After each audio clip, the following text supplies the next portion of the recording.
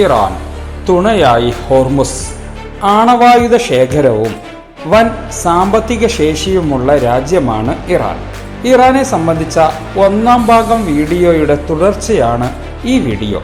മാന്യ പ്രേക്ഷകർക്ക് ഹാർദവമായ സ്വാഗതം. ആദ്യമായി ഒരു ചോദ്യം ആവർത്തിച്ച് തുടങ്ങാം. ശരിക്കും എന്തിനാണ് ഇറാനെ പോലുള്ള രാജ്യങ്ങളെ അമേരിക്ക ആക്രമിക്കുന്നത്? ഇതിന് മറുപടി നമുക്ക് വിശദമായി തന്നെ പരിശോധിക്കാം. മാന്യ പ്രേക്ഷകർ അവസാനം വരെ കൂടെയുണ്ടാകുമെന്ന് കരുതി തുടങ്ങാം. ഉത്തരം 2. 2013 പരിഷ്കരണവാദിയായ ഹസൻ റൂഹാനി ഇറാന്റെ പ്രസിഡന്റായി തിരഞ്ഞെടുക്കപ്പെട്ടു. വ്യക്തി സ്വാതന്ത്ര്യം, വിദ്യാഭ്യാസ രംഗം, സ്ത്രീകളുടെ അവകാശങ്ങൾ എന്നീ മേഖലകൾ അദ്ദേഹം പ്രോത്സാഹിപ്പിച്ചും മറ്റു രാജ്യങ്ങളുമായി സമാധാനപരമായ സ്വതന്ത്ര ബന്ധങ്ങൾ മെച്ചപ്പെടുത്തിയും മുന്നേറി. ഇറാൻ ഉൽപ്പാദിപ്പിക്കുന്ന സമ്പുഷ്ട യുറേനിയം സംബന്ധിച്ച് 2015 വിയന്നയിൽ വെച്ച് ചർച്ച നടന്നിരുന്നു.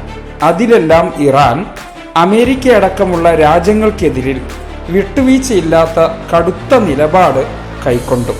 അപ്രകാരം 2018 അമേരിക്കൻ പ്രസിഡന്റ് ഡൊണാൾഡ് ട്രംപിന്റെ കീഴിലുള്ള US കരാറിൽ നിന്നും ഇറാൻ പിന്മാറുകയും അനന്തരം അമേരിക്ക ഇറാനെതിരിൽ പുതിയ ഉപരോധങ്ങൾ ഏർപ്പെടുത്തുകയും ചെയ്തു.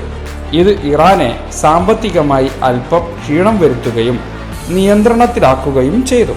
ഇതുമുതൽ ഇറാനും അമേരിക്കയുമായുള്ള ബന്ധം കൂടുതൽ വഷളാവുകയും 2020 ഇറാനിലെ പ്രമുഖരിൽ ഒരാളായ IRGC ജനറൽ ഖാസിം സുലൈമാനി അമേരിക്കയാൽ വധിക്കപ്പെടുകയുമുണ്ടായി.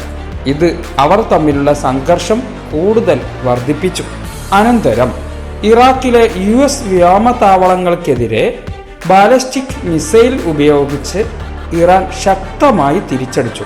110 പേർക്ക് പരിക്കേറ്റു.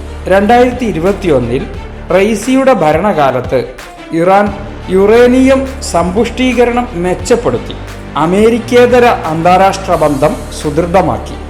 SCOയിലും ബ്രിക്സിലും അംഗമായി. 2022 ഉക്രൈനിലെ റഷ്യൻ അധിനിവേശത്തെ പിന്തുണച്ചു. സൗദി അറേബ്യയുമായുള്ള ബന്ധം പുനഃസ്ഥാപിച്ചു. പക്ഷേ അമേരിക്കയും ഇസ്രായേലും അടങ്ങി നിന്നില്ല. 2024 ഏപ്രിലിൽ ഡമസ്കസിലെ ഇറാനിയൻ കോൺസുലേറ്റിനു നേരെയുണ്ടായ ഇസ്രായേലി വ്യോമാക്രമണത്തിൽ ഒരു IRGC കമാൻഡർ കൊല്ലപ്പെട്ടു. അനന്തരം UAV ഡ്രോണുകളും ക്രൂയിസ് ബാലിസ്റ്റിക് മിസൈലുകളും ഉപയോഗിച്ച് ഇറാൻ ശക്തമായി തിരിച്ചടിച്ചു. 2024 മെയ്യിൽ ദുരൂഹ ഹെലികോപ്റ്റർ അപകടത്തിൽ റൈസി കൊല്ലപ്പെട്ടു.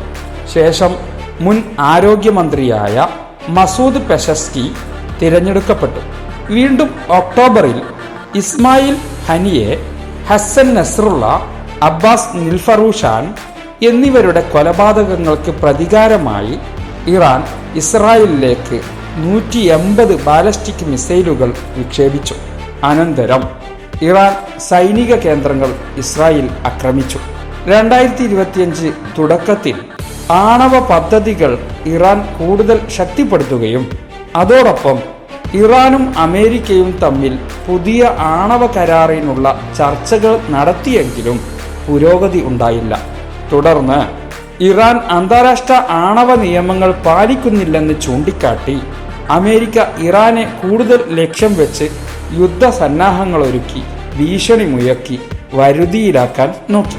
2025 ജൂൺ 13 ഇസ്രായേൽ ഇറാനിലുടനീളം ആക്രമണം നടത്തി ആണവ കേന്ദ്രങ്ങൾ ലക്ഷ്യമാക്കി ചില ഇറാൻ സൈനിക തലവന്മാരെ വധിച്ചു. പക്ഷേ ഇറാൻ മിസൈൽ ആക്രമണങ്ങൾ നടത്തി തിരിച്ചടിച്ചു.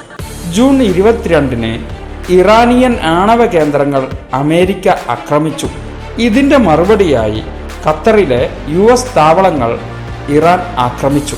2025 ജൂൺ 25 US-ന്റെ നിർബന്ധത്തെ തുടർന്ന് ഇസ്രായേലും ഇറാനും വെടിനിർത്തലിന് സമ്മതിച്ചു.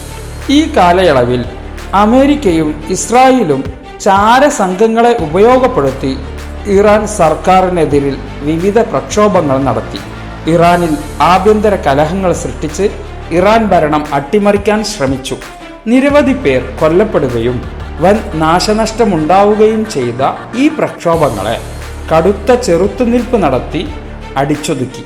അങ്ങനെയാണ് ഇന്നത്തെ നിലയിലേക്ക് ഈ മേഖല സംഘർഷഭരിതമായി മാറിയത്.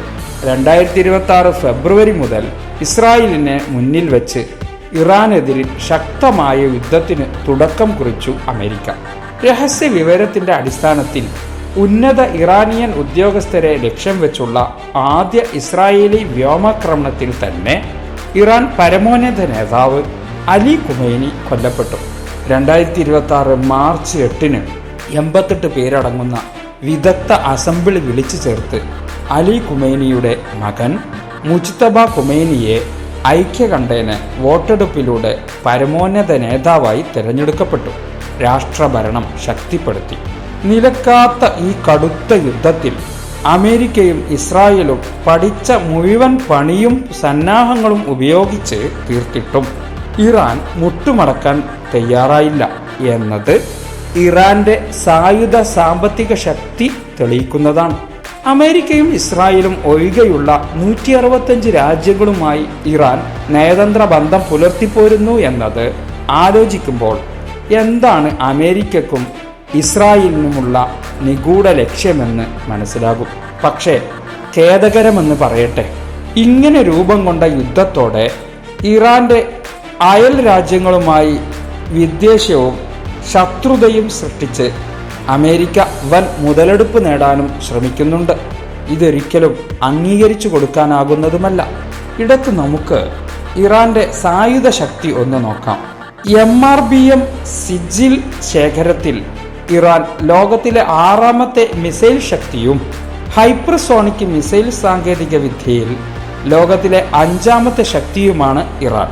കരസേന, വ്യോമസേന, നാവികസേന എന്നിവ ഉൾപ്പെടുന്ന എയ്റോസ്പേസ് ഫോഴ്സ്, നാവികസേന, ഖുദ്സ് ഫോഴ്സ്, ബാസിജ് എന്നിവ അടക്കം ഒരു ജെൻഡാർമിന് സമാനമായ പ്രവർത്തനം നിർവഹിക്കുന്ന ഫരാജ എന്ന പേരിലുള്ള പോലീസ് കമാൻഡ് കരുത്തുറ്റ ഏകീകൃത ഘടനയിലാണ് ഇറാൻ പ്രതിരോധ സംവിധാനം സംഘടിപ്പിക്കപ്പെട്ടിരിക്കുന്നത്.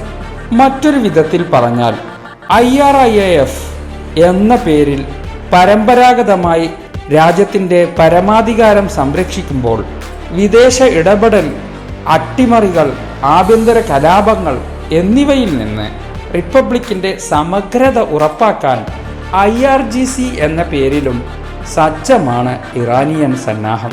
ലോകത്തിലെ ഏറ്റവും ഉയർന്ന സൈനിക പരിശീലനമുള്ള പൗരന്മാരിൽ ഒന്നുമാണ് ഇറാൻ. സജീവ സൈനികരുടെ എണ്ണത്തിൽ 7ാം സ്ഥാനത്തും കരസേനയുടെ കവചിത സേനയുടെ എണ്ണത്തിൽ 9ാം സ്ഥാനത്തുമാണ് ഇറാൻ. മിഡിൽ ഈസ്റ്റിലെ ഏറ്റവും വലിയ ആർമി ഏവിയേഷൻ ഫ്ലീറ്റും സായുധ സേനയിൽ പശ്ചിമേഷ്യയിലെ ഏറ്റവും വലിയ സന്നാഹവുമാണ് ഇറാൻ്റേത്.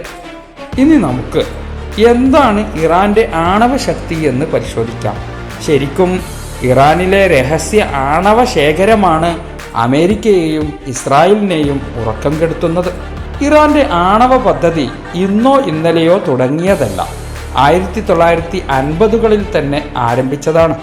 ആ ആണവ ഒരുക്കം, സമ്പുഷ്ടീകരണ ശേഷികൾ ഉൾപ്പെടെയുള്ള അതിൻ്റെ വിപുലമായ ആണവ ഇന്ധന ശക്തി അന്താരാഷ്ട്ര ചർച്ചകൾക്കും ഉപരോധങ്ങൾക്കും വിധേയമായി എന്നതാണ് ഇന്ന് ഇറാനെ പ്രതിക്കൂട്ടിലാക്കിയത്.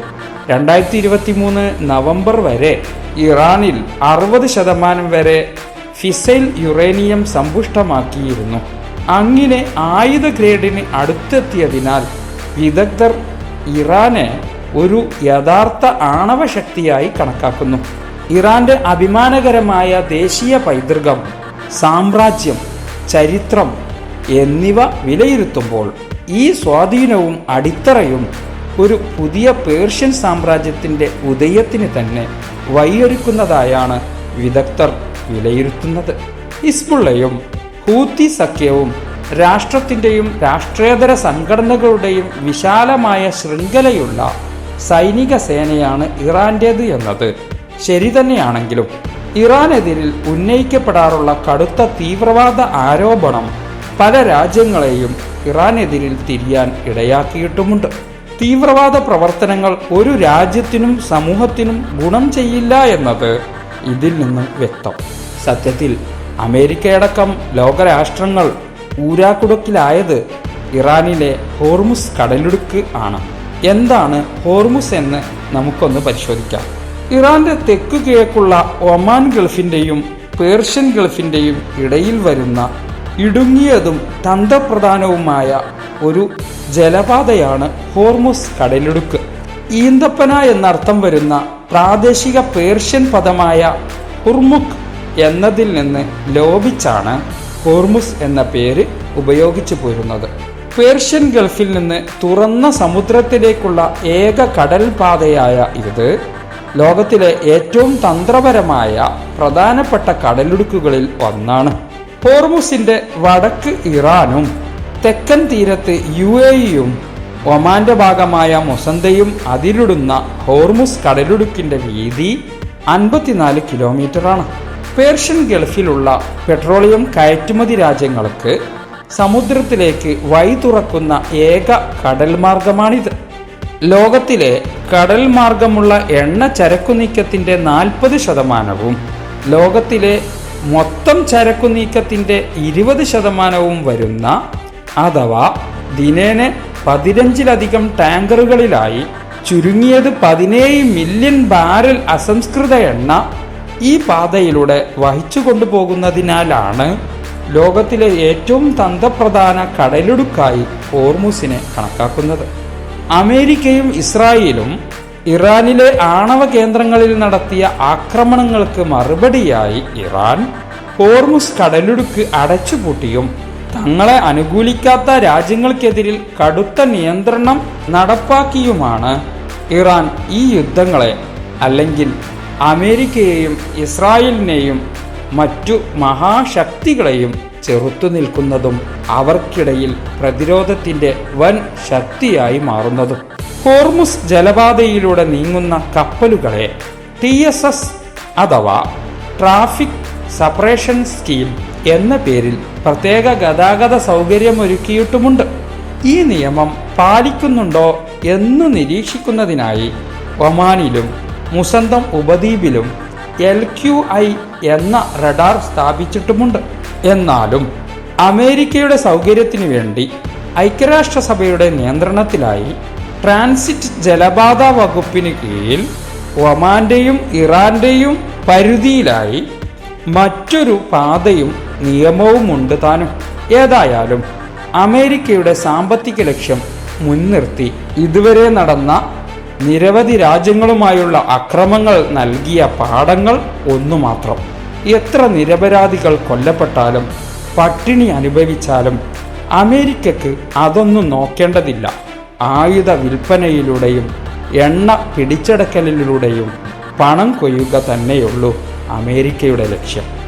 ഇതിൽ നിന്നെല്ലാം നാം ആദ്യമായി ചോദിച്ച ചോദ്യത്തിന് ഉത്തരം കിട്ടിയെന്ന് മനസ്സിലാക്കി തൽക്കാലം വിടാം.